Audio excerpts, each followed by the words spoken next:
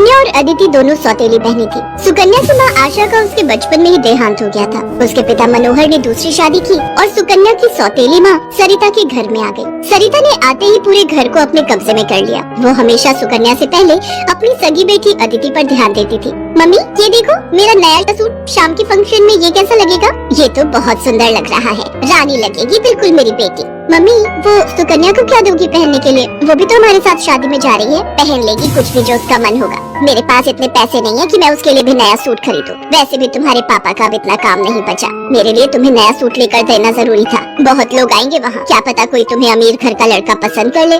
अरे सरिता, कभी कभी अपनी बड़ी बेटी सुकन्या के बारे में भी सोच लिया करो। वो बेचारी भी तो शादी लायक है।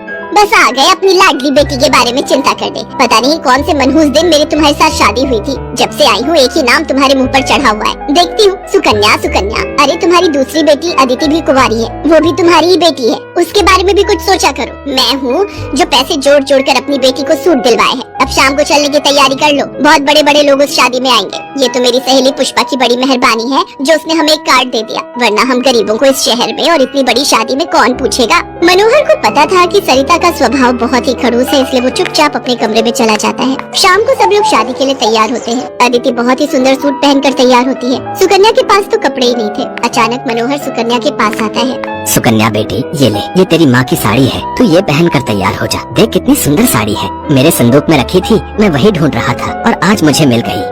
पिताजी ये माँ की साड़ी सचमुच, ये साड़ी तो बहुत सुंदर है। शुक्रिया पिताजी, आज आपने माँ की ये साड़ी देखकर मुझे बहुत खुशी दी है।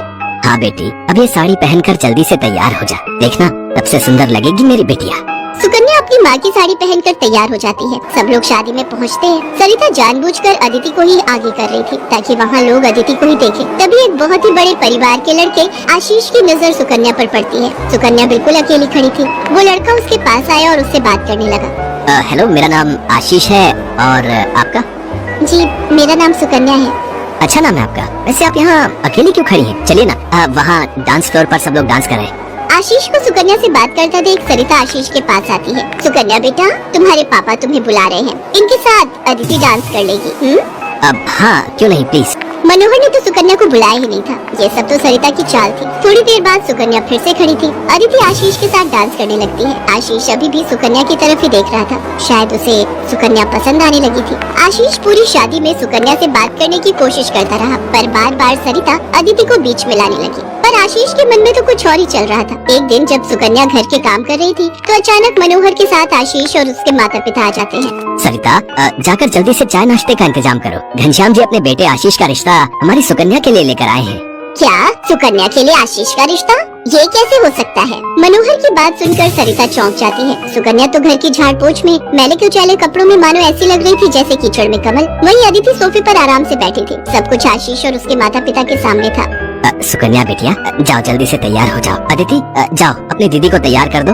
कोई जरूरत नहीं है तुम्हें उसे तैयार करने की। तुम उसकी नौकर नहीं हो जो उसे तैयार करो, अपने आप हो जाएगी तैयार। ये रिश्ता उसके लिए आया है, अदिति उसकी नौकरानी नहीं है। अंदर चल रही सरिता और मनोहर की बातें थोड़ी थोड़ी आशीष और उसके माता पिता के कानों में आ रही थी, इसलिए मनोहर बाहर आ जाता है। मनोहर जी, हमारे बेटे आशीष को आपकी सुकन्या उस दिन बहुत पसंद आई थी और वैसे भी हम आशीष के लिए लड़की ढूंढ ही रहे थे, इसलिए अचानक ही आपको मैंने फोन मिला दिया। मेरी सुकन्या तो बहुत किस्मत वाली है जो आप जैसे इतने बड़े घर का रिश्ता उसके लिए आया, वरना हम तो, मैं आपको क्या ही कहूँ। घनश्याम जी, आपने सचमुच मुझ पर बहुत बड़ा उपकार किया है। नहीं नहीं मनोहर जी, इंसान दिल से अमीर होता है। आपने अपनी बेटी सुकन्या को जो संस्कार दिए हैं वो किसी धन दौलत से कम नहीं।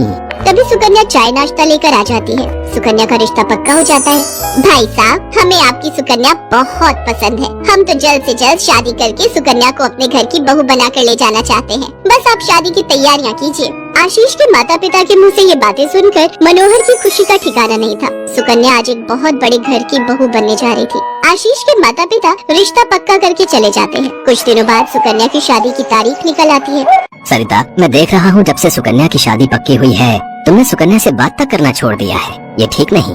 तुम अपनी बेटी की शादी करो, मैं इस शादी में कोई हाथ नहीं लगाऊंगी। ये रिश्ता मेरी बेटी के लिए था। मैं चाहती थी आशीष के साथ अपनी बेटी का रिश्ता करना, पर तुम्हारी उस सुकन्या ने सब काम खराब कर दिया।